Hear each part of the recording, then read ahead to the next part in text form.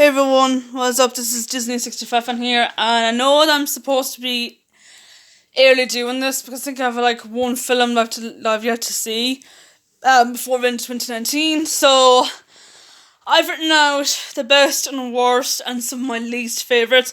Now for the best, there was loads I actually liked, so I've got 22. But from 22 to number 11 is my honourable mentions. The reason why I didn't make it to the list is because the top list is because there was other films I actually liked more. So I'm gonna start off with. Do you know what? In my list, I'm gonna start off with the worst. Now I don't know why, but I decided to do the worst because two secs. The reason why I said I'll do the worst first is because. Sorry, I forgot to add another film. The reason why is because there was a lot of films that were bad and I didn't like some of them at all. So here are my 14 films I thought were so bad, but there's two of them that I do like, and you'll be surprised what one of them is. So I'm going to just name them out. After a pure rip-off of 50 Shades of Grey, it tried so hard to be like that movie. It's crap, forgettable, hated it. The Perfect Date, forgetful. I know what it's about again. The Upside, it's not as good as Me Before You. It's kind of like an insult. I didn't like it at all. I thought it was boring and forgetful, and it wasn't cinemas at all. I saw it online. So yeah. A Cinderella Story, Christmas Wish. Yes, another Cinderella story, and this film is so bad. It's like, I don't know, it's like watching Elf again. It's not that great out of the series. It started off with Hilary Duff one, then Selena Gomez and Lucy Hale, and then Sophia Carlson. This is Laura, God, the girl from Austin and Ally. She's in this version with Greg Sullivan, and yeah, it's bad. The night before Christmas. Yeah, if you love Enchanted and you love Kate and Leopold, then that's it. Avoid this movie like a plague because it's not like those two movies at all. Those two movies are way better than The Night Before Christmas, which stars Vanessa Hudgens, and I forget the guy's name. And of course, the guy is like a 13th century knight who is transported to modern day, I was gonna say New York, Ohio, and he falls for a science teacher played by Vanessa Hudgens. It's predictable. It was bland. I did not like it at all. Number 9 is Shaft. It was a good film, but I actually forget it. It's kind of forgettable, but it was nice to see Samuel L. Jackson reprise his role in the original. In this one, he has like a son, I remember. It was on Netflix for a while. He has like a son, and his son is kind of like, the new Shaft. And it even has the original Shaft, Richard Roundtree, which I thought was cool, but yeah, that was my least favourite film, so yeah. Number 8, Last Christmas. Okay. This movie is torn between best and worst because is the best film? No. Is the worst movie?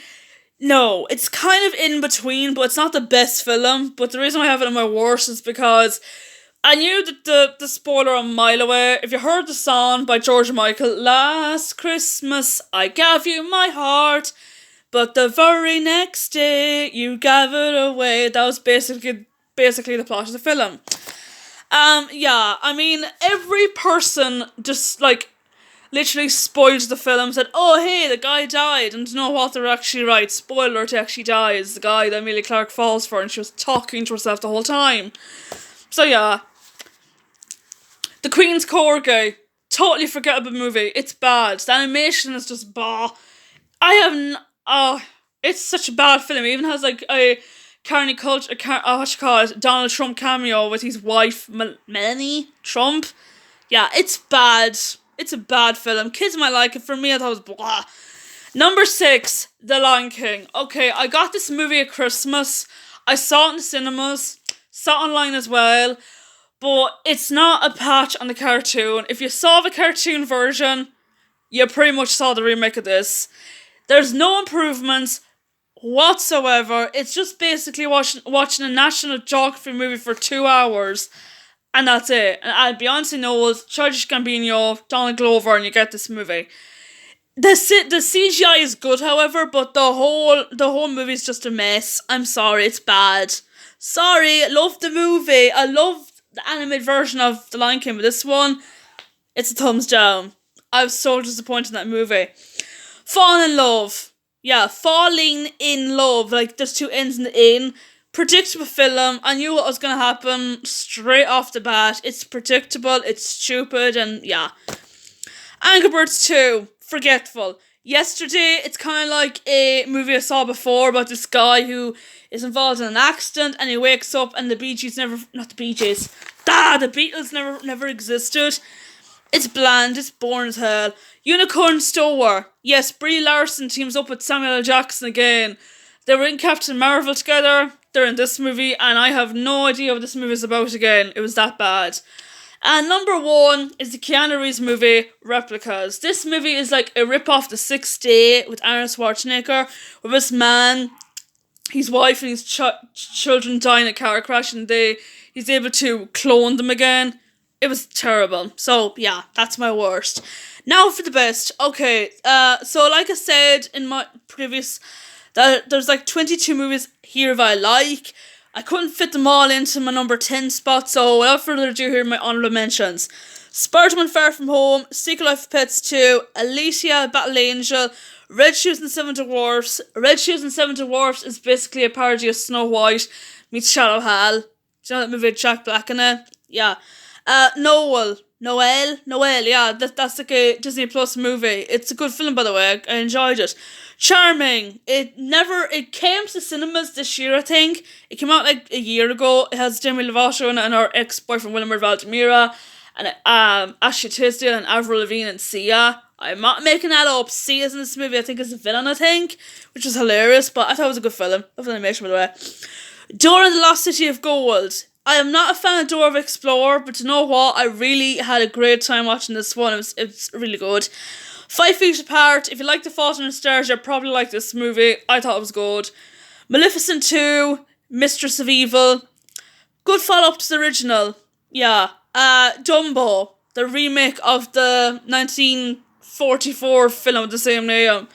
It was a good film too. Isn't it romantic? If you're not into romantic comedies, you'll love this movie because it takes the mickey out of every single rom-com, from Pretty Woman to Sleepless in Seattle to that movie My Best Friend's Wedding. It was hilarious, and Rebel Wilson was hilarious in that film where she gets knocked out and she thinks she's in a romantic comedy world. She goes, I'm in a romantic comedy world. So yeah, I must watch the movie again actually on Netflix. It's very, very funny. And number 11 is How to Train Your Dragon 3, which I thought was a very good film. And now here are my top 10 best films of this year. Okay, number 10 is a movie that I saw in the cinemas. It's 3 hours long. It's the follow-up to Civil War, which I didn't like at all. It was the worst film of 2018 for me. I don't know why. It is, of course, Avengers Endgame. Yeah, this movie is really, really long. The reason why it's in my top 10 is that it's not my favourite movie of all time, but it's a really good film to watch. If you're able to sit through a 3-hour movie. I mean, I sat through Avatar, that was on for 3 hours. Sat through Titanic, that was on for 3 hours. Sound of Music, that was nearly on for 3 hours, and I saw them on DVD, but in the TV as well. But yeah, this one was very, very good. It's got all the superhero characters, from Spider-Man to Iron Man to Ant-Man to Captain Marvel to Scarlet Witch to Black Widow to Captain Marvel to Black Panther. The list goes on and on and on. It even got those characters from Guardians of the Galaxy, Star-Lord and Groot and all those, Groot, sorry, and the raccoon guy voiced by Bradley Cooper. Great film, by the way. Yeah, and it had a lot of deaths in this movie. The amount of body count in this movie is hilarious, like.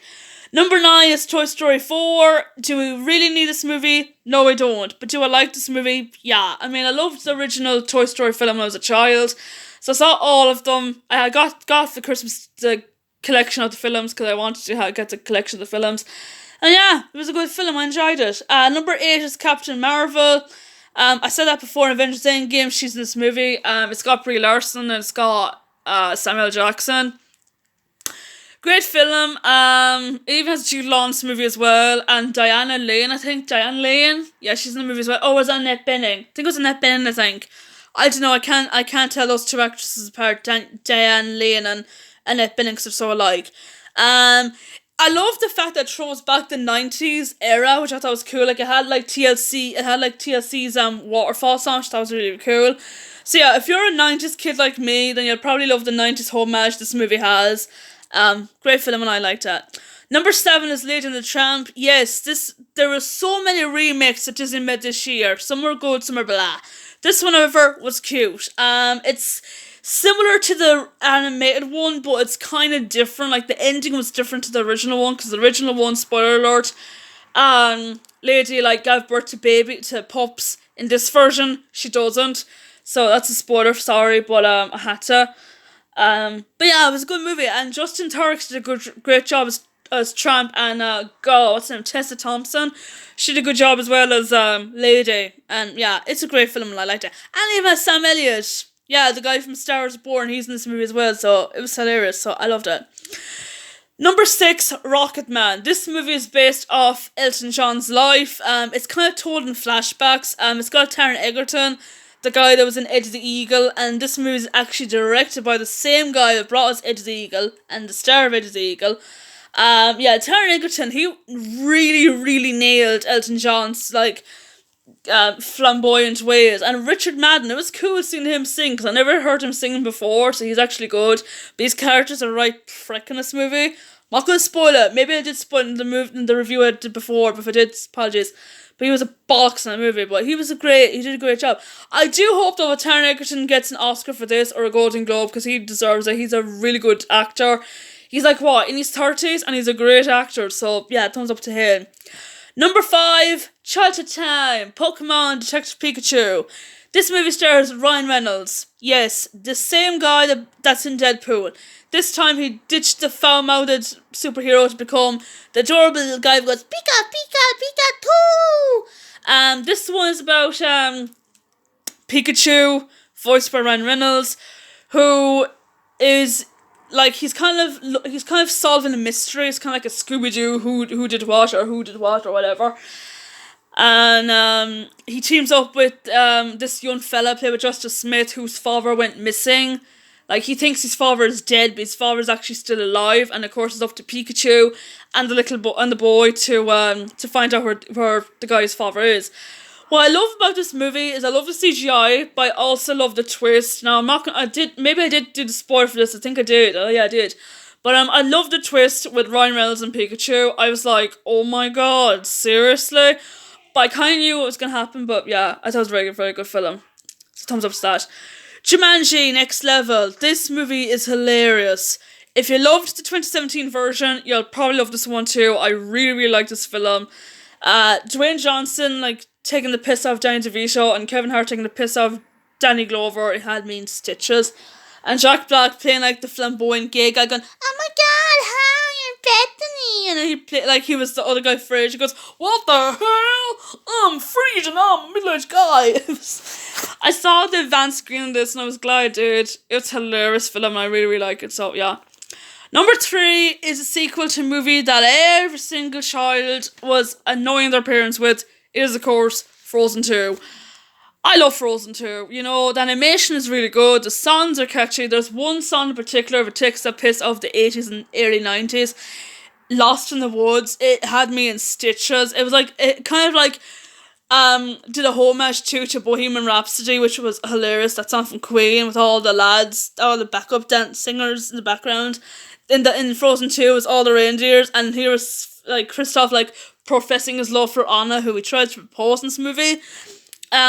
Like the twist as well with Elsa being a snow queen, spoiler alert, and Anna becoming Queen of Arendelle, which I thought was very, very cool. So yeah, I love Frozen 2. Number 2 is a movie that I loved. It's Shazam. This movie stars Zachary Levi, the guy from Tangled, and Asher Angel and Mark Strong. And tells a story about this 14-year-old boy called Billy Batson, played by Asher Angel, Ansel Angel ever. And he, of course, like, stumbles across this mysterious guy played by Damon Houston. What's the name of it all? Shazam. And of course, Shazam gives his powers to Billy Batson, who becomes the new Shazam, now as an adult, played by Zachary Levi. This man is hilarious. I am seriously appalled by why this guy is so underrated. I mean, he's got charisma, he's charming, he's funny, he's goofy, he's just so lovable. He's kind of up there with Jim Carrey for me.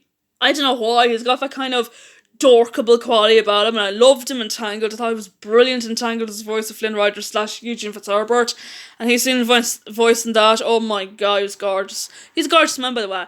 But yeah, here he was hilarious in this film. He steals the entire film. Whenever he's on screen, I'm like, yes, it's Flynn Rider. He's a superhero. Woohoo! But yeah, I loved it. And if you haven't seen Shazam, do watch it.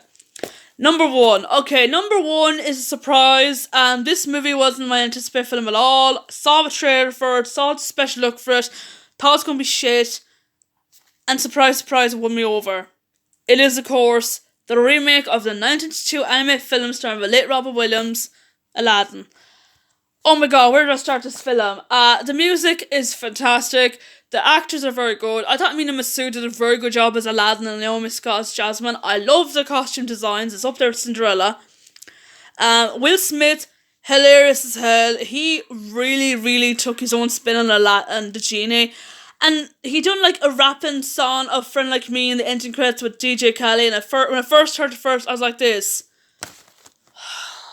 Oh my god, I just fucked up that song. Why? And then I heard it a few times, I was like, just go on.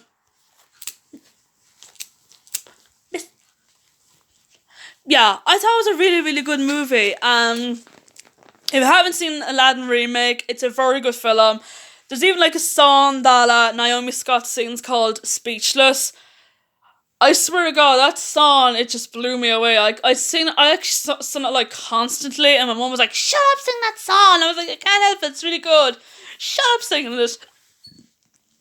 But yeah, I thought it was a very, very good film. Like I said, and also my Naomi Scott and Mina Masood, their chemistry in this movie is so good. I mean, Naomi Scott's Jasmine's more feisty and more kind of like, she's kind of like Belle in Beauty and the Beast. She's kind of more headstrong. She's not like, oh father, I want to marry for love, like in the original one. She was all about wanting to marry.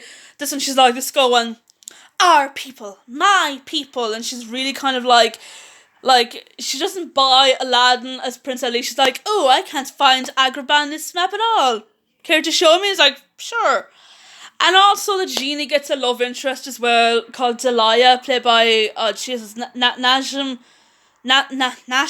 something. Nassim Ahmed or something like that. Which I thought was really, really cool, that they gave him like a love interest, and there's like a twist with Genie becoming human in the end, and he marries Delia, and they have like 2 kids, which is seen in the opening movie. And I was like, when I first saw the opening, I was like, what's the genie doing here? Why is he in the opening of this movie? I thought he was a genie. How come he's like coloured, how come he's coloured now, not blue? Also, the CGI with Will Smith being blue. The good thing is that he's not blue all the time. He's always human. But if he stayed blue the whole time, I would have been like this going, oh my god. Because the CGI of the Aladdin of the genie was kind of but it's not as bad as Cats. Oh, Jesus Christ. I refuse to watch Cats, because if I did, that'd be like the worst film I saw in 2019.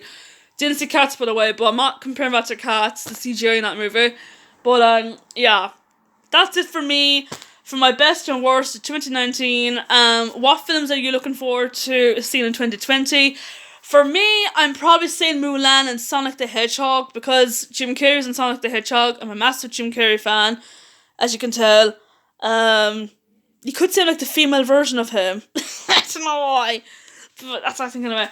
But what if it was coming out in 2020? I forget. I know it's Mulan anyway, and there's Sonic the Hedgehog, but I forget the other ones that are coming out. But yeah, that's it for me. And I hope you all have a Merry Christmas and Happy New Year. And yeah, who knows? I could be on this again before 2020. So if I don't post this now, I'll probably post it. Might have posted now, but who knows? But yeah, that's it for me. Take care.